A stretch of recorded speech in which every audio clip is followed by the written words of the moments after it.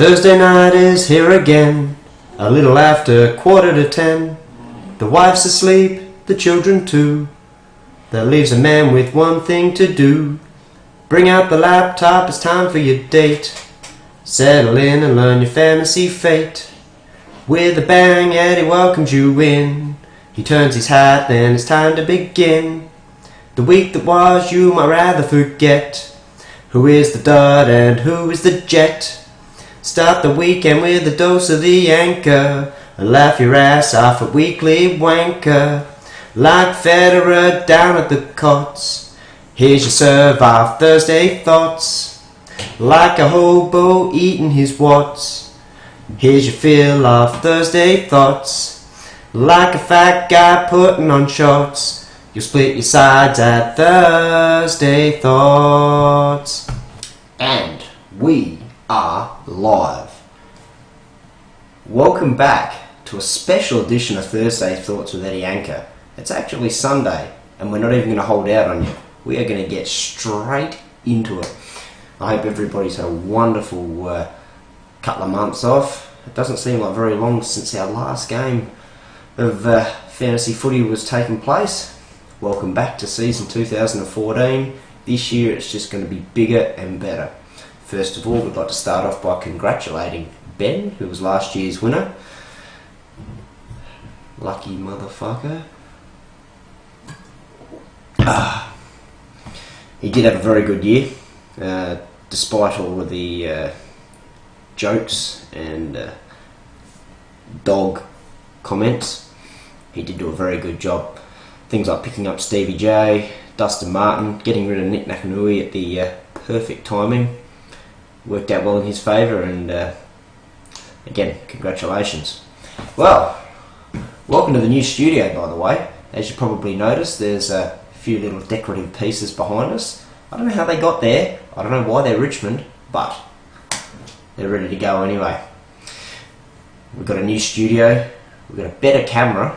The camera this year is recording live in HD, without the live part, so it'll just be in HD. We're going to have all of our videos up on a YouTube channel this year, so that if anybody is interested, other than just the 12 knuckleheads inside the Thunderdome, they might be able to pick up a few bits and pieces as well for this year's upcoming fantasy footy season. Certainly you need to be looking forward to a more informative version of Thursday Thoughts than last year. Last year it was very Thunderdome centric. This year will be the Commissioner's taken his thumb off the top of my head, so this year we'll be able to roll with all sorts of information, not just the selective information that was coming through last year. We're certainly going to have a whole heap of new characters this year who'll be joining us with weekly guest spots. We've actually got a very special guest coming in on the first episode this year. His name is Yuri Menchov. So you can look forward to hearing Yuri's take on fantasy football in Australia, and he certainly will have some informative information for you guys to come. A couple of other new segments heading in. We've got the weekly predictions by the Wizard. He'll be asked some extraordinary viewer suggestions this year. They'll be looking for predictions that Bunga can take from week to week. Sort of like the octopus from the World Cup 4 years ago. We're going to put the Wizard to the test and see just how right he actually is on these sorts of things. So anything from like predictions on games, predictions on which players are going to score the best, to I guess anything in the world that needs a prediction, we want to put the Wizard to the test. And by the end of the year, we'll see how correct he is out of 22. I'm backing the octopus in this year just quietly. I don't think the Wizard's got any chance of getting any right, to be honest. So send in your suggestions via Facebook message, or you can contact me at eddieanchor@gmail.com. eddieanchor@gmail.com. Any suggestions you've got for the show, certainly send them in.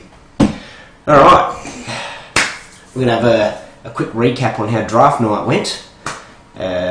Very simply, it's either going to be that way or that way depending on how I edit it, but we're looking at Bunga with pick number 1, Yeah, it was an interesting night, to be honest. The favourite for pick number 1 based on the lottery system was Callum, but as it turned out, Bungers managed to sneak in there at pick 1. There was a lot of screaming, a lot of shouting, a lot of unhappy people, to be honest. I don't know why. I don't know why people would be unhappy with Bunger being pick 1, but that's the way it's turned out. The smoky this year is certainly going to be Hayden. From pick 11 last year, he'll be up to pick 2 this year. He certainly managed to put together a pretty good team last year from pick 11, so let's expect some big things from him this year. Matt at pick 3, well, I think that's a waste of pick 3, to be honest. Steve, waste of pick 4. Callum, it's probably a waste of pick 5, to be honest. Let's be brutally honest. There was a reason why those guys finished down the bottom, and it certainly wasn't their draft picks. They're duds. So they've certainly got a lot to prove this year. They're going to have to make a lot of changes to their strategies. Hopefully they can pay attention to Thursday Thoughts on a weekly basis and pick up some interesting tips. Tom at pick 6, I honestly think Tom will win it this year.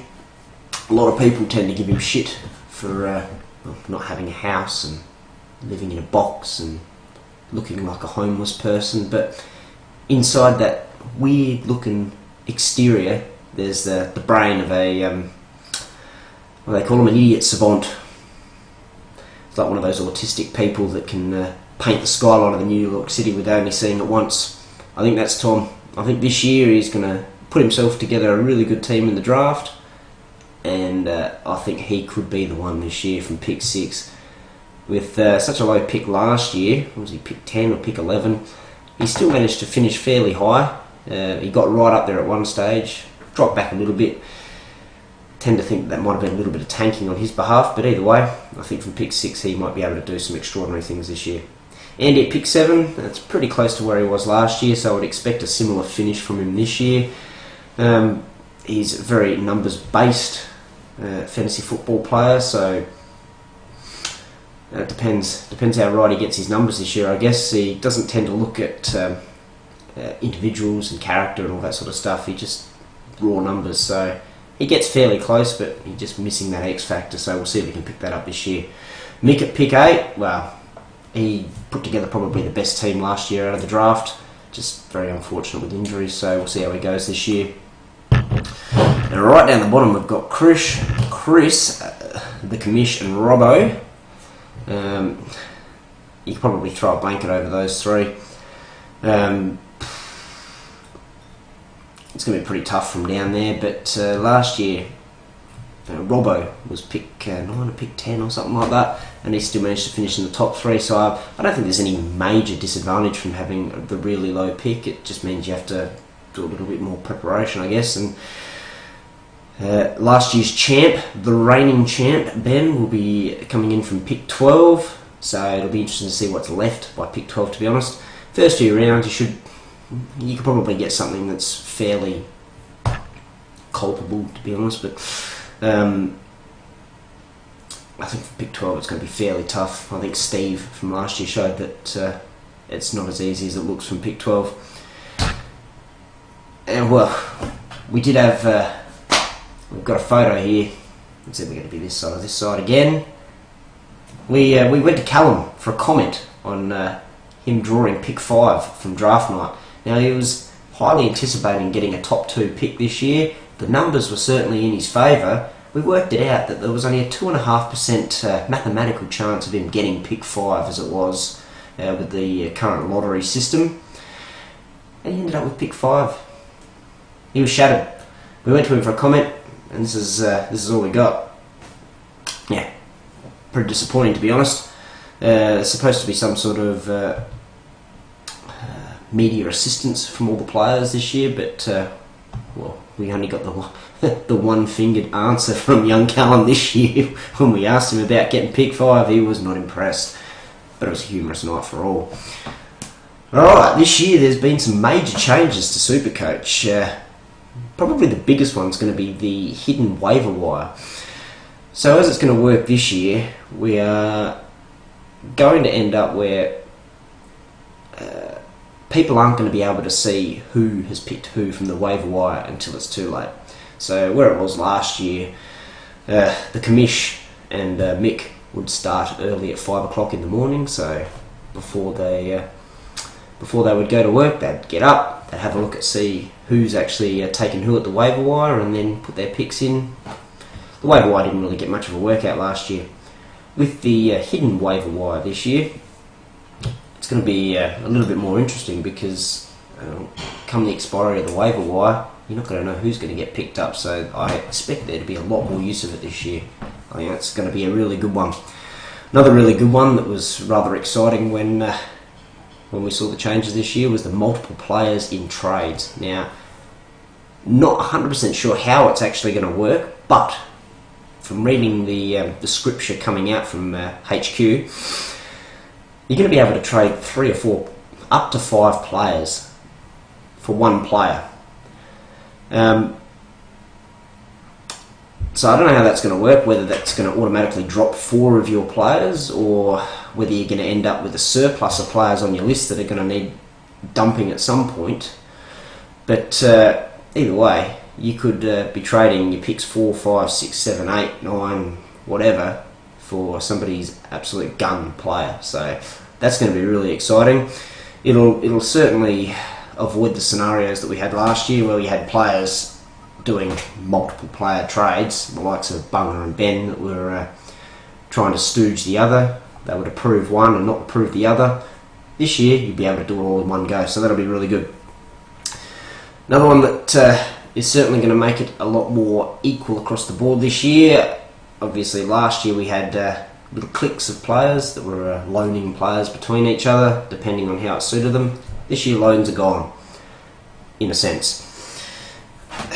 The rule this year, as passed down by the Commissioner, and we will expect to see him on one of the shows during the pre-season wrap-up, probably not this one, but further down the track, there'll be a minimum of 30 physical days that must pass between trading a player out of your team before you can trade him back into your team. Now what that means is, now I know you're all thinking, oh, I can get around this. I'll be able to trade Joe Blogs to so-and-so, and then they can trade Joe Blogs to somebody else, and then I'll just get them back from them. No, it's not going to work like that. Every time a trade is approved by the Commissioner, he will be checking to see that that player wasn't traded out of your team within the last 30 days. If he was traded out of your team in the last 30 days, you cannot have him back. It's as simple as that. So there'll be no loopholes, there'll be no nothing. If a player is traded out of your team, he will not be able to be traded back into your team for 30 days. The only way you'll be able to pick that player back up will be either through the waiver wire or free agency. That's going to be a big one. The last but not least, and probably the best change of the year, is going to be that there's actually finally going to be a Supercoach draft app. So you, all of yous out there that have got your iPhones, screens are a little small, it's a pain in the ass to look at. This year there will be a draft app, and finally the Herald Sun are actually going to make it free. So AFL Fantasy for years has been free. This year they're actually going to do the Supercoach app for free as well, which is a really big positive step by the Herald Sun group. Alright, probably something that you're probably the worst kept secret in the world. Draft day is going to be the 1st of March this year. Draft will start at approximately 7:30 PM, and depending on when dinner occurs, whether obviously some of us have got cricket, I would expect the draft to go well into the night. So if everybody can arrive on draft night, 7:30, there'll be dinner, and then once dinner's finished, the draft will commence. Each pick will have a maximum of 60 seconds as per last year. Dinner will be pizza. Each player will be required to pay a total of $30 this year, 20 of which will go towards the prize pool, and 10 of which will go towards food and drink, or whatever's left over. There'll be a change to the prize structure this year. $240 prize pool, and to ensure that more players are actually aiming for wins later in the season. I know we had last year that pretty much anybody that couldn't finish in the top 2 was, well, they certainly weren't trying all that hard to win games. Let's put it that way, young Andy. We will be paying down to 4th this year. So first prize will be 140, second prize will be 60, and then 3rd and 4th will get their $20 back, which I think is a really good move by the league. Please ensure that the money is provided on or before draft night. Any team that is not fully financial by 7:30 on draft night will be afforded leniency for payment, but at the expense of their first round draft pick. That's right, they'll be down to number 12. Ben, since you are already picked number 12, your expense will be, your first pick will be after Bunga's second pick. Alright, now, where are we? Now, speaking of changes, there's been one major one this year. Not in Supercoach, we're moving straight on to, what do we call it? We'll call it a preview of the year. The big change this year is going to be interchange capping. Now, it's going to make a huge impact on some players, whether it be positive or negative. Now, we're going to have a look, to start with, at the players that it's going to be a positive impact on. First of all, there's a handful of ruckmen that are really going to thrive under the change to the interchange capping. So, Goldstein, Rinson and Cox. Last year, they of all the ruckmen, they had the highest average stint on the field between interchanges. So I think Goldstein was the highest, with about 16 minutes per time on the field before he would actually go off for an interchange. And all three of them last year were carrying their ruck roles respectively for their teams. So Minson obviously didn't have any backup. Cox had Nat Nui out injured for most of last year, and Goldstein, well, he had Mad Joke Door as somewhat of a backup, and that was exactly that, a mad joke. So yeah, all three of those I would expect for this rule to actually assist. Probably not so much Cox this year, because you would expect Nat Nui to come back to fitness this year, and Cox is getting fairly old, a little bit long in the tooth, so you'd think he'd be sitting up forward, assuming that Nat Nui's actually back. But definitely Goldstein and Mintz, and I think that makes them blue chip players this year. They'll be looking at 16, 17 minutes a pop on the field. There's nobody really jumping out of the ground to take their spot, well, as second ruckman anyway in that team, so I would expect those two, with the interchange rules going as they are. They're already used to staying on the field for long periods of time, so it's really going to assist them. They've got massive tanks and they score really well, so this moves them up into blue chip status if they weren't already. For midfielders, probably not a surprise, but three of the fittest guys in the league are certainly going to benefit from this change. Ablett, Sloan and Kane Corns. Now, they're all powerful, fit runners who will probably benefit more from not having stints on the bench. Corns is obviously one of the elite runners in the competition. While he was probably a bit of a surprise packet last year with the scores he was getting, I wouldn't expect them to diminish too much this year, just purely by the fact that he's going to outrun whoever he's playing on. There aren't too many players in the league that are going to be able to keep up with him for, well, 4 quarters anyway. Sloan, again, he's very much in the same mould as Corns, probably obviously a lot more skillful and a little bit more three-dimensional as a player, but he's also a powerful runner who thrives on gut running, so I would expect his numbers probably to climb more than anything.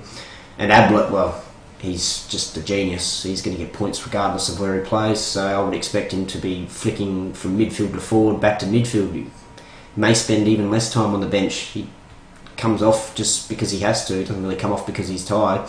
So he'll probably sit forward and kick a couple extra goals. He may even go up in points if that's possible this year. So, well, he's the best player I've ever seen play the game.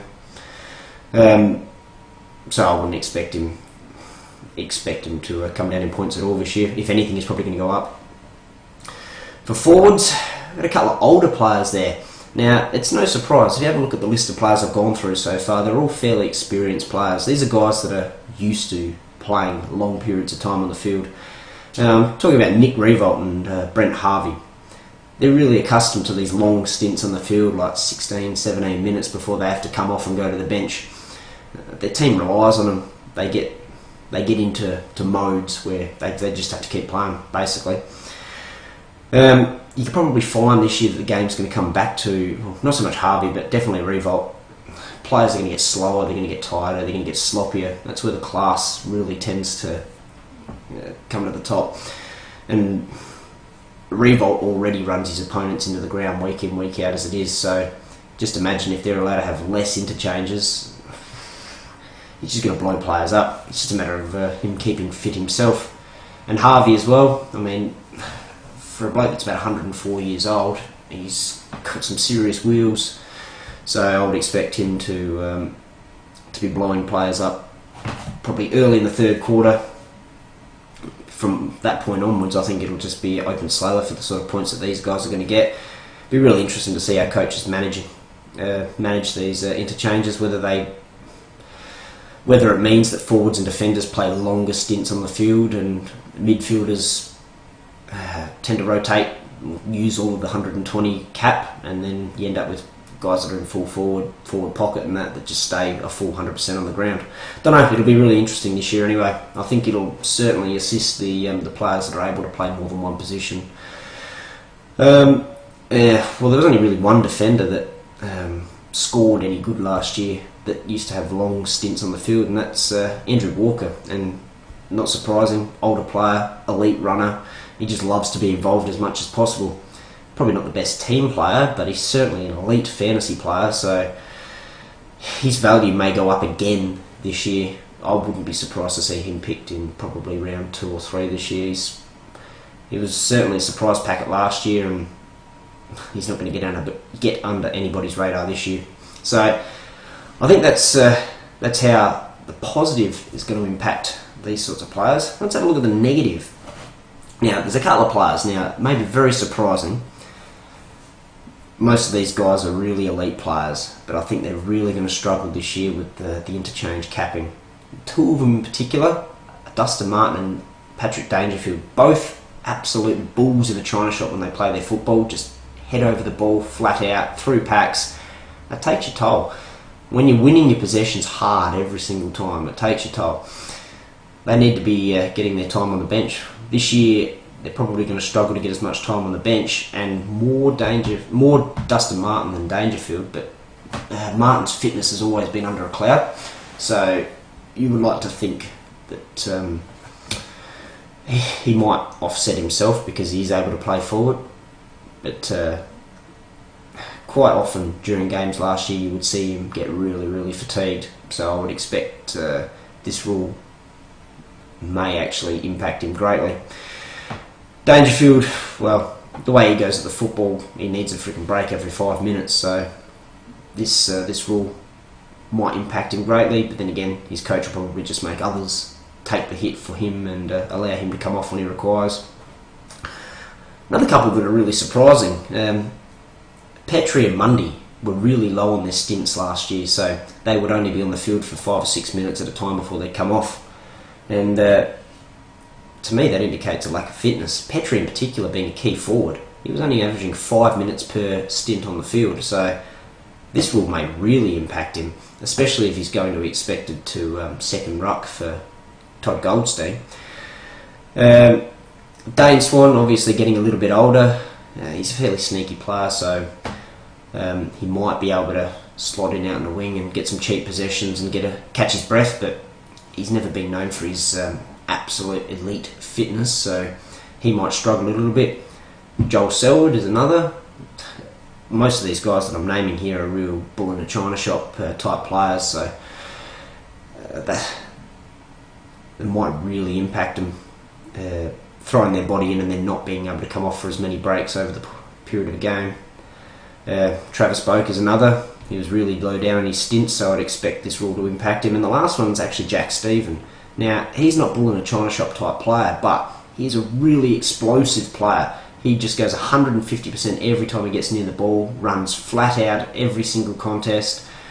Once he gets out in the wing, he just burns players up. Well, if that's his if that's his biggest asset, not as many breaks on the bench is going to mean it's going to dull his asset a little bit towards the end of games, so it'll be interesting to see how he goes this year, but he's certainly a player that may suffer due to the interchange capping.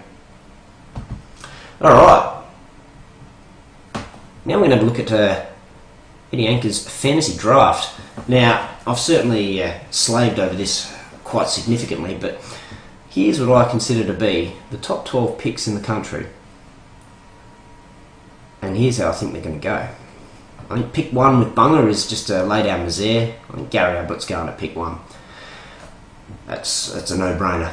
Now, the second pick, Hayden's been touted as looking for Patrick Dangerfield as an option to be traded off to Robbo for some dodgy deals down the track, but I don't think Hayden's going to go that way. I think Hayden's too smart for that. I mean, he's pick 2 this year.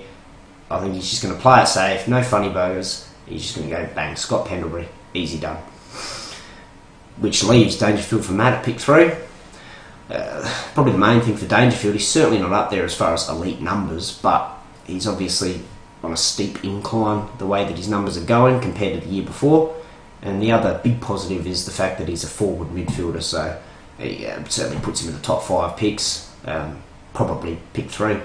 Matt being a Crows fan and all. Pick 4 now, I think this is going to surprise, it may even surprise Steve. He may hear this and go, oh, what the hell's going on there? I'd never even considered him. But following on from the earlier talks about players that are going to improve because of the interchange capping, I think pick 4 is going to be Will Minson. Now, Steve last year was one that really struggled with quality ruckman, picking Ivan Maric as his first ruckman. That worked out well. I think he'll be looking to really assure up that spot in his team. So I think Will Minson's going to go at pick 4 this year to Steve. Pick 5, I don't think Dane Swan's getting past Callum. I think despite his ageing body, his numbers are just too good to go past, and he's obviously recently signed a new contract that's going to take him through to 2016 at the Pies, so there's no fear of him pulling up stumps anytime soon, so that's a given. I think pick 5 is going to be Dane Swan. Pick 6, now the bloke who I'm tipping to win the league this year, Tom, I think he's going to start off on the right foot, and he's going to shore up his ruck division with the second best ruckman available in the draft, Todd Goldstein.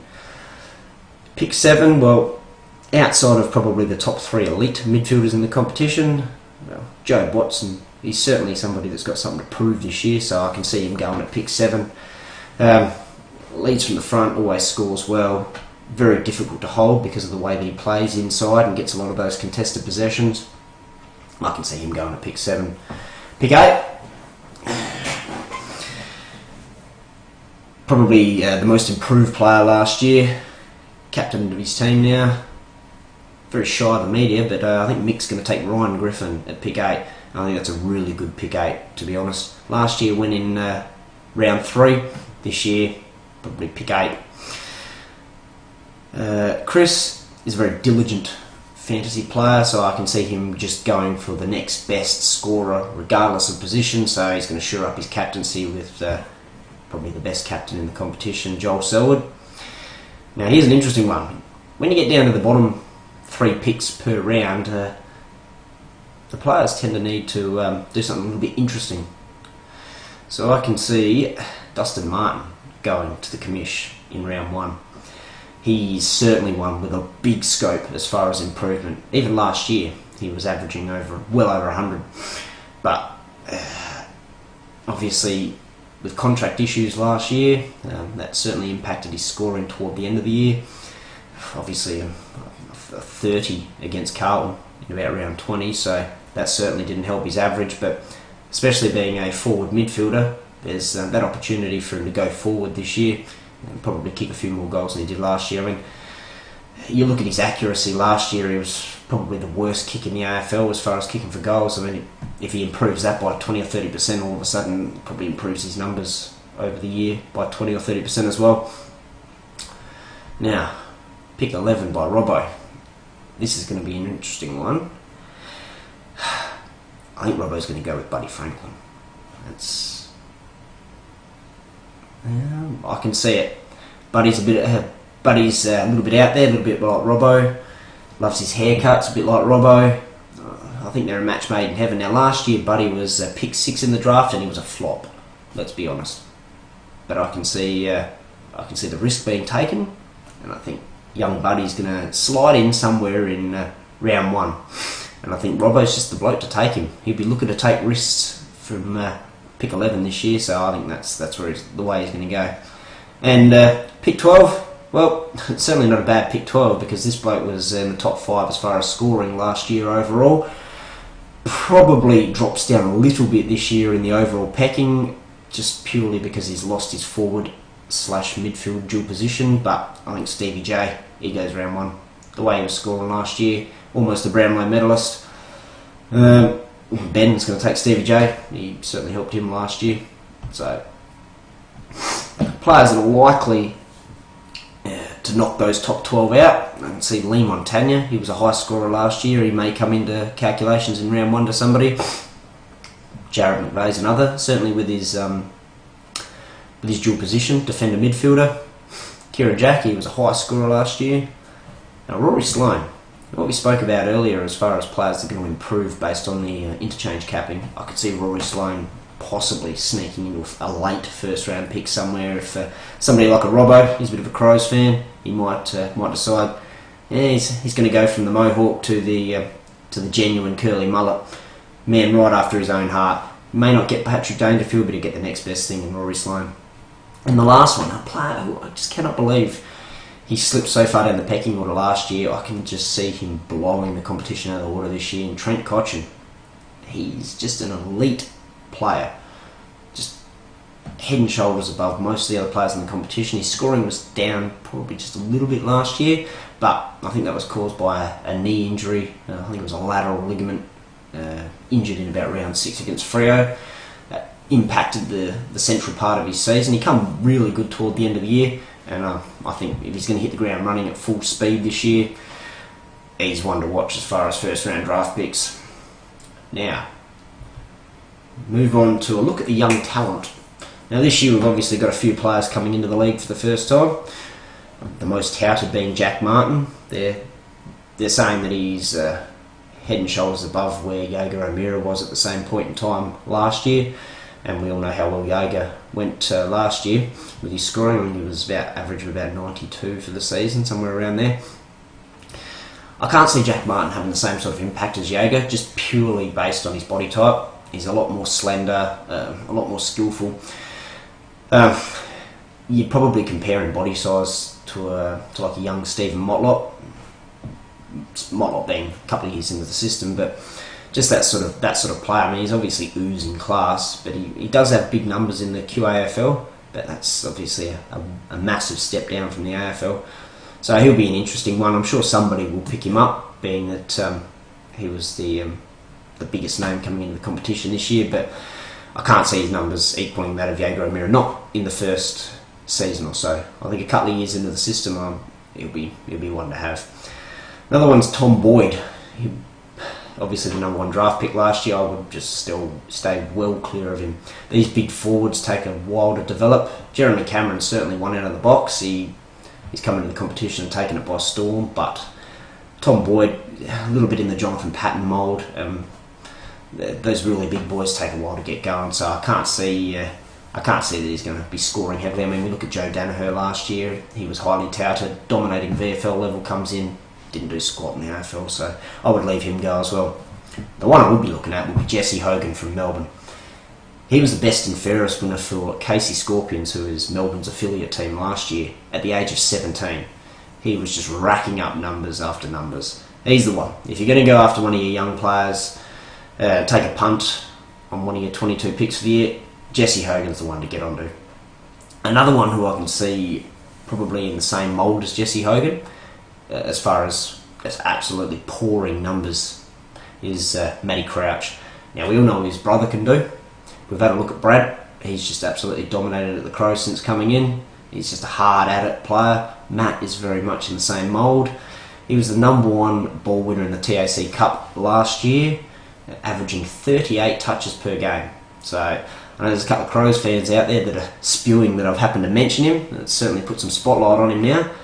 But I can't see him making it out of the draft. I think somebody will take a punt on him, even with a late round 20 to 22 pick on him. He'll play. There's no doubt about it, he'll play. The last one I'll be looking at would be young Luke McDonald, who's going to the Kangaroos. He absolutely dominated the VFL finals last year, and for a bloke of his age, only young, and also the North Melbourne gave up their first round pick to take him as a father-son pick. He's obviously a precarious talent, big ball winner. North Melbourne tend to have a lot of those same type of midfielders running through there. Your Bastanacs, Swallows, all of those sorts of guys. Cunnington. I think McDonald brings something a little bit different. He's a heavy ball winner, so I can see him slotting straight in there, in amongst that rotation of 10, 15 midfielders that North Melbourne carry in their team. So that's a look at the young talent coming into the competition this year. There's a couple in there that I would stay well clear of, and a couple of in there that I would jump straight onto. Alright, we'll move from young talent to old talent. There's a couple of blokes that this year they're getting a little bit long in the tooth, but I think they're going to have some cracky years, and they've certainly offered some value as far as the competition goes. Number one is obviously Sam Mitchell. I mean, we all know how good he was last year. This year he's picked up a dual position tag of defensive midfielder. I think his days are numbered in the midfield, but that doesn't mean his numbers are going to be numbered, because I think they'll slot him in across half back, where he just tore teams to shreds last year with his elite hand and foot skills. His composure under pressure, Hawthorn aren't getting any worse, so I can just see him having an absolute cracker year, and as a defender I could see him going maybe in the first 3 rounds. Another one very long in the tooth is Mr. J-Pod. Mr. Podsy Adley. I think he's going to slot in quite nicely at the Crows. He hasn't spent as many years in the AFL system, copping beatings week after week, so I think his body's age belies that of his actual age. Obviously with Tex Walker needing some time to come back in, even at half fitness, Tex is still going to take the number one defender, so I think Podsy Adley is certainly going to slot in there well. They're a little bit short down back, the Crows, for experience anyway, with young Talia and Shaw down there, so you may even see Podsy Adley go back like he did at some stages for Geelong last year and rack up some points as a third tall in, like a Troy Chaplin type player. With all the focus going on to Tom Liberatore and Ryan Griffin this year, I wouldn't be surprised to see Matty Boyd pull one out of the box this year.